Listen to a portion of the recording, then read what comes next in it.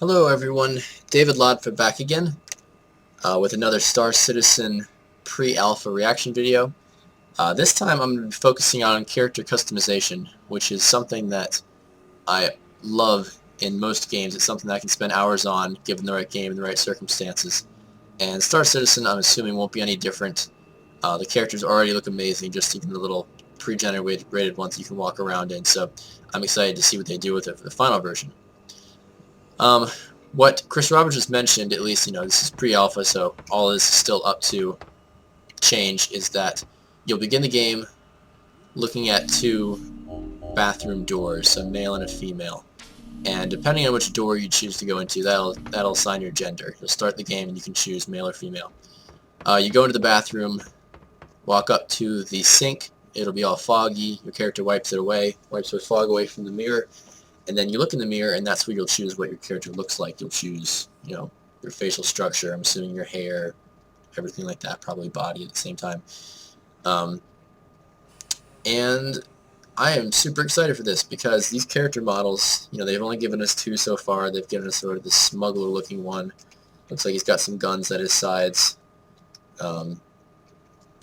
Maybe a Han Solo kind of rapscallion kind of character. And then also this guy, they've been using in every single promotional video possible, who's bald, has this little flight suit on, kind of a cool looking guy. Both of them look awesome, and so I can't wait so you can actually get in and edit your own character and, take the character you've created in your head and actually make them come to life.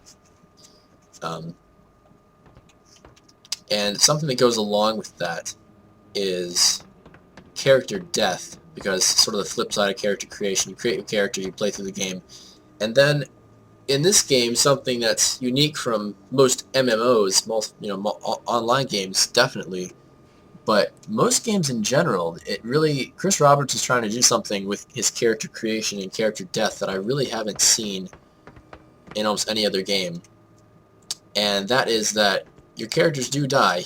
You'll have your character, you'll name him, you'll play him, you'll get, faction standing with various factions in the games, and then over time your character will get hurt, whether there'll be first-person shooting aspects of the game, there'll be, even just flying around in your ship, if your ship gets damaged and you don't eject in time, your character will start getting hurt, and every time you're hurt badly, you'll go to the hospital, your character will be transported to the hospital, and you'll probably pay a fine, and you'll be fine.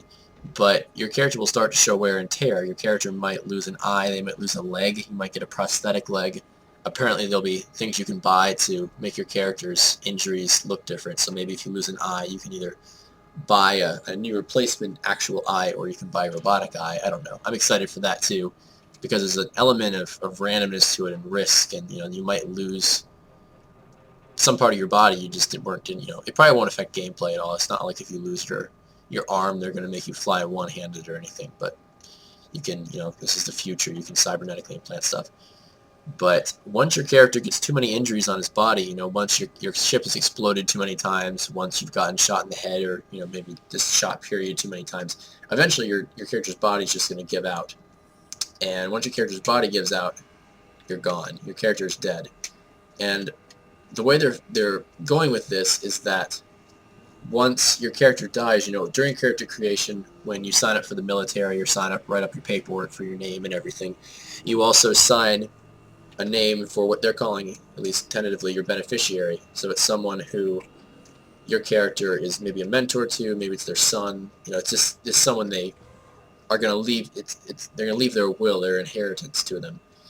And so once you die, this new character, who probably, maybe you created what they look like already, although I'm kind of guessing you just give their name at least to begin with,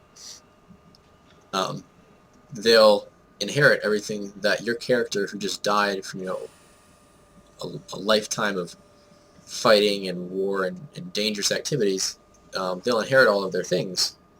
And so that's how they're going to continue, make Star Citizen a progressive storyline throughout the game. Your characters will die. It's almost, unless you're very rich, you can pay to get your character healed, and get rid of some of those injuries that your character had. And so potentially, if you're rich enough, you could keep one character forever. At least it sounds like right now. That might change, who knows. I think Chris Roberts likes the idea of an evolving world and an evolving gameplay, and just a world that keeps moving. So it'll be interesting. I have some characters I've played with for years in other games, and so I'm definitely going to import them into this game. And so it'll be sad to see them die, but I'm viewing it as a way to try out my other characters. You know, I might just have one character at a time, focus on them, and then go with another character secondly, you know, create a second character from the list of characters I've had over the years, and just have them, you know, replace each other over time. So the death aspect is definitely a role-play mechanic. You know, if it doesn't sound like you'll lose some money. Your second character who inherits the first character's belongings will definitely lose some respect with whatever corporations or whatever, you know, NPC groups that your initial character was friends with, because they're not the same character. But it sounds like a lot of it's going to be more role-play, and so they're not making at least right now, they're not going to make the penalties too harsh, but it's harsh enough that you aren't just going to go and risk killing yourself over everything. You know, you are going to be careful, which I love. I like the idea of actually not trying to die and not, you know, saying, oh, this is Halo, I got shot in the face, whatever, I'll respawn in a few seconds. I like the idea of making there be some weight to it and making the world feel like, yeah, I'll come back, but you're not a clone, you're not a respawn, you're actually a character that, you know, you got shot in the arm and during a boarding action, you know, which are supposed to be dangerous, and now your arm's gone, and maybe you can buy a prosthetic arm or whatever. But I'm excited for the character creation of Star Citizen. I'm excited to see what they do with it. I feel like they have so much to work with. They're going full next-gen PC hardware, so they'll be able to do some sweet stuff.